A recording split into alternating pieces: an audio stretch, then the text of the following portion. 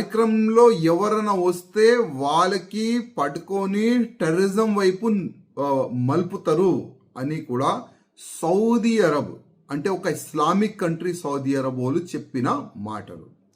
ఇట్లాంటి డేంజర్ ఆర్గనైజేషన్లు మన తిరుపతి దేవస్థానంలో ఒక పెద్ద కార్యక్రమం పెట్టడానికి గవర్నమెంట్కే పర్మిషన్ అడిగిందంటే అసలు గవర్నమెంట్ వీళ్ళకి పర్మిషన్ ఇచ్చిందా లేదా ఇవాళ మేము అడుగుతున్నాము.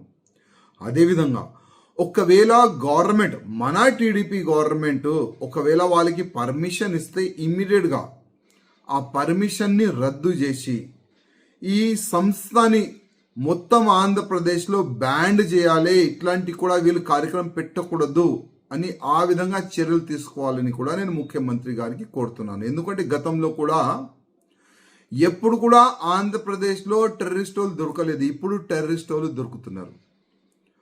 సెకండ్ టెర్రరిస్ట్ అడ్డా మన ఆంధ్రప్రదేశ్ తయారవుతుంది.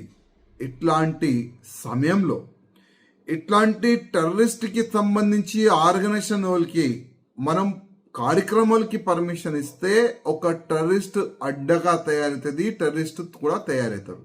నేను మన ఆంధ్రప్రదేశ్ గవర్నమెంట్కి రిక్వెస్ట్ చేస్తున్నాను. అదేవిధంగా